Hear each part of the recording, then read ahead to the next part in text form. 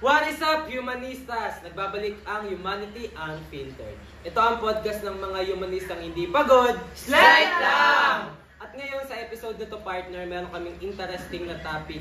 Edukasyon sa Pilipinas para kanino? Pero, bago ang lahat, hayaan nyo muna kaming ipakilala ang aming mga sarili.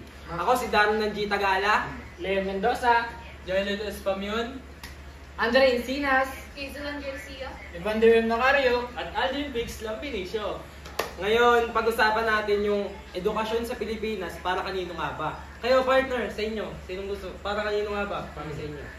So dahil ngayon na yung edukasyon natin halos libre na, di ba? Ang daming scholarship, may mga state college na libre na yung tuition. Mag-aaral ka Pero na lang bakit talaga. napapansin ko, especially dun sa UP, na, di ba ang sikat yun ngayon eh, controversial na topic na. Mayamang school yun. Oo, pero di ba dapat, yun. di ba dapat para sa mahirap yun? Pero napapansin ko, bakit parang ang daming mayayaman na nag-aaral sa UP? yung mga Borgis. Mga burgis yung sinasabi nila eh. Pero sa totoo lang, hindi lang naman dahil mayaman ka eh, para lang sa yun na yun. Yung mga edukasyon, dapat yung mga willing na mag-aral talaga. Yung porsigido. Parang open sila para Tapos sa mga lahat na patuloy sa pag-aaral sa school na yun, di ba? Oo. Hindi lang sa mayaman. Kasi lahat naman tayo gusto mag-aral. Lalo na yung ako pangarap ko din makapag-aaral sa UP pero minsan parang pag nandun ka lang parang ma-out of place ka eh kasi yung mga tao doon. Yung bagong environment kanya. Oo, parang mahihirapan ka mag-adjust. Pakikisamahan mo. Kasi halos karamihan na nag-aaral dun mayayaman, di ba? Parang ang hirap May mga makisama. sakyan, ganyan, mga gadget. Which is hindi naman dapat ganun, di ba? Oo, tama. talagang. Pero dahil nga libre ang paaral nila, pwede naman nating sabihin na libre paaral nila, may mahirap doon, mayroong mga mayaman. Ako, halimbawa mahirap ako. Libre lang paaral doon ako nag-aral. Kapag nandun na ako sa school na yon, maninibago ako niyan. Siyempre mahihirapan din ako mag-adjust. Yaman ng mga tao dito, parang ma-feel mo na parang hindi ka Nababagay dun. Oo, parang hindi ako nababagay dito sa lugar. Pero alam nyo, medyo nagugulan ako sa edukasyon ngayon ng Pilipinas eh. Kasi di ba dati wala tayong K-12. So ba yung Oo, ngayong tama. parang batch natin, biglang nila yun, parang mandatory na nag-K-12. Oo. Tapos may nabalitaan ako na ngayon daw optional na ang K-12. Uy, So pwede ka nang hindi mag-K-12 at magdiretso ka na ng college.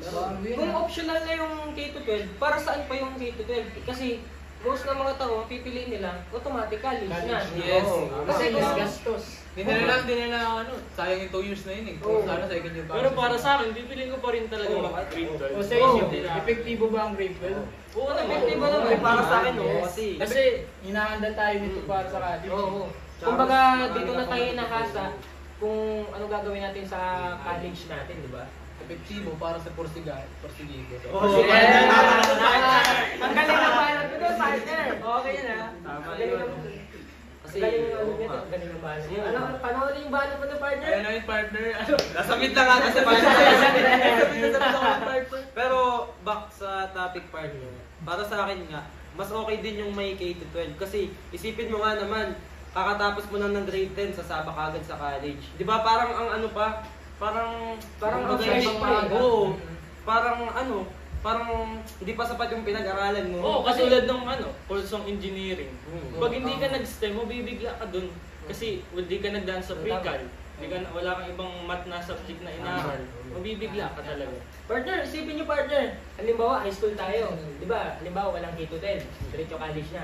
Kakagraduate lang natin ng grade 10, which is may subject na AP, Philippines. Mga ano pa, ganun, di ba? Tapos, Basic, pag college basic mo, subject pa lang yun. automatic diretso ka na agad sa sobrang hirap na Tama. edukasyon. Mga subject. Pero maganda yung ano nila na may K-12.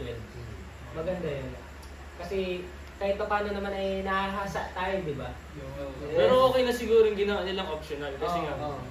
di ba, di naman lahat na gusto mag-K-12. Kasi Para din lang sa mga willing. Mga willing. lalo na dun sa mga gustong makapag-graduate agad at gustong may Makatulong gustong sa kumain. magulang. Oo, Yan. tama.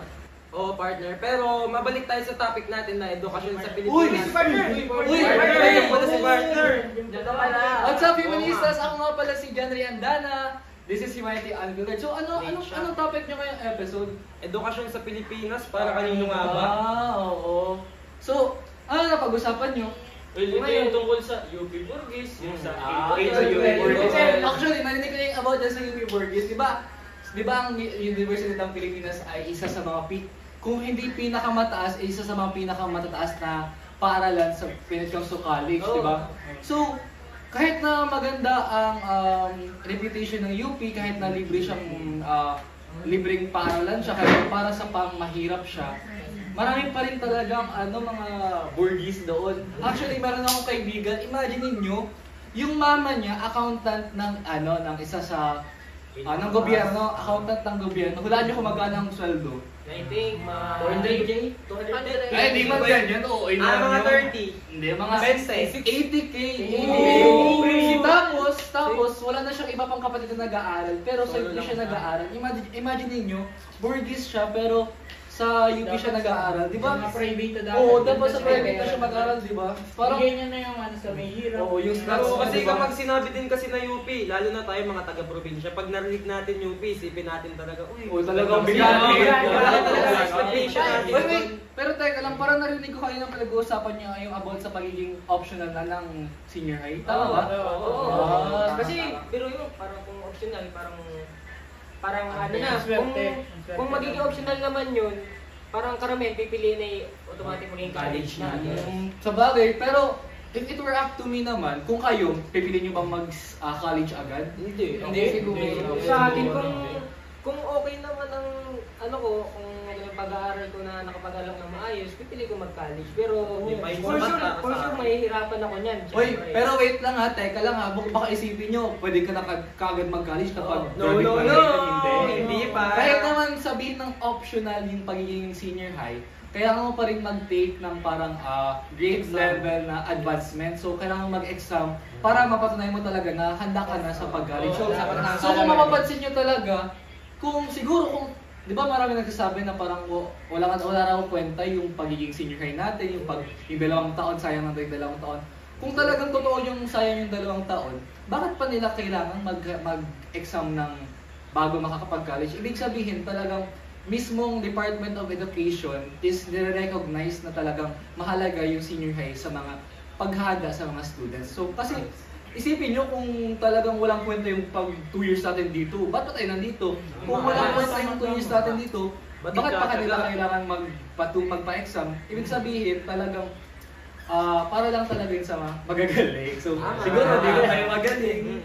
Uy, hindi naman partner. Hindi natin masasabi. Si partner, partner, kung hindi kami magaling, hindi kami makaka-grade 12. Sa bagay. May point ka dun ha. Bagay, pero hindi mo natin masabi na hindi tayo magaling kasi lapit na tayo mag-graduate. Tayo na sir. Ito nga, podcast na nga tayo. Pero sa tingin nyo, naging effective ba yung senior high sa inyo? To be honest partner, sobrang effective partner. Bakit? Sa paano paraan? Sobrang ang advance ng mga natututunan natin na tinuturo sa atin. Oo, kasi balita ko dati, di ba, yung kapanahonan nila tita, talagang walang thesis or research sa grade 10. Imagine niyo imagine grade 10, wala kayong research. Tapos next year, college ka na agad. Tapos may thesis ka lang individual pa. Kung anong gagawin mo dun? Mahihirapan kang kung paano, di mo alam kung paano ito gawin. Mahihirapan. Mas okay na rin na may K-12 para malaman natin kung paano. Para mas maging handa tayo. Kung ako talagang mapipili, kahit talagang gawing optional, kahit nakapasa ako din sa exam na advancement na yan, talagang pipiliin ko pa rin mag-grade. Grade 11 and grade 12. Kasi kung hindi tayo senior, hindi tayo magiging magkakasama. Hindi magiging magkaibigan. Saka for me, ang senior high is parang, it is parang gateway para sa maraming opportunities. Kasi imagine niyo kapag nag-senior high ka, meron ka pang time, kahit nasabihin na busy, marami kang gagawin, meron ka pang time makipagkaibigan, meron ka pang time makipag-form ng connection with others. So talagang, kumbaga ito ay investment, kumbaga kasi imagine nyo, ito pala si Pamela maging gobyerno. Ito pala si Mayor. Hindi natin alam. Si Leon maging paratag na yung balot. Sabi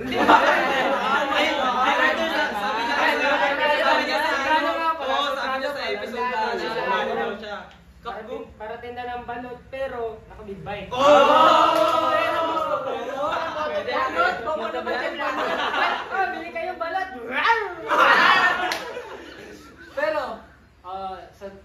hingin ko ang opinion nyo bilang mga UM students. Bilang UM students, sa tingin nyo, ano ang parang magandang dulot ng senior high sa atin? Ikaw muna, Daron.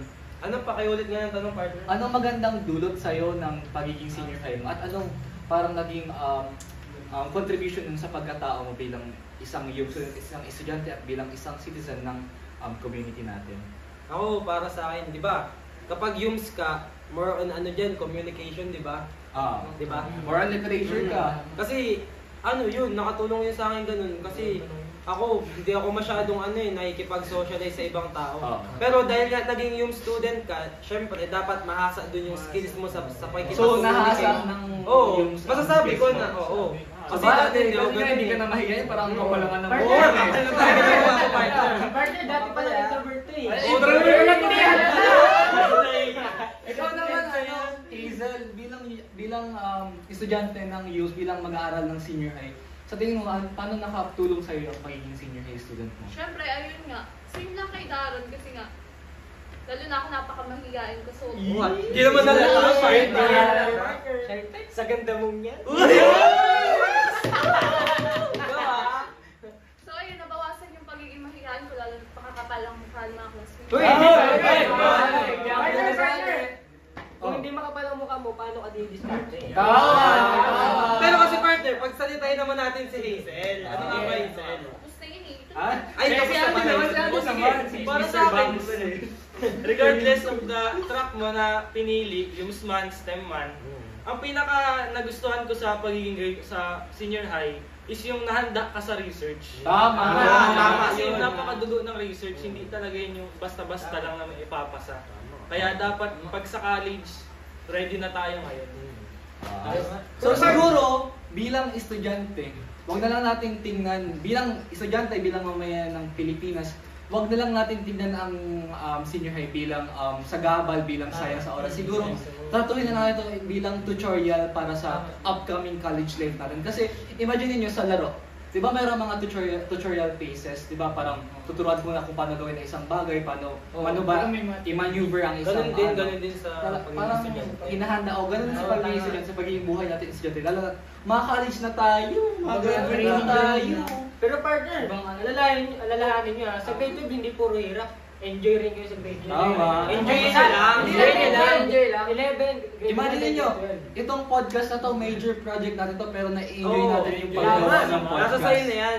Normal, may stress ka, pero kung magpapalaman ka sa stress, talo ka. Dapat, ganawan mo lang din, maging masaya ka. Gaya namin, di ba? Parang natalo ko sa senior high, parang it's a sign na hindi ka pahala. Dapat seryosoy mo yung pagiging senior high mo. So, that is all for today's episode. Muli, ito ang Humanity Unfiltered. Ako nga pala si Jandri Andana, ang late na member ng Humanity Unfiltered. Ako si Leon Mendoza. Ako si Daron ng G. Tagala. Ako si Jolod Espamion. Andre Encinas. Hazel Garcia. Evander M. Nacario. At Angel Fix Lambinicio. Muli, ito ang podcast ng mga humanistang hindi pagod. Slide lang!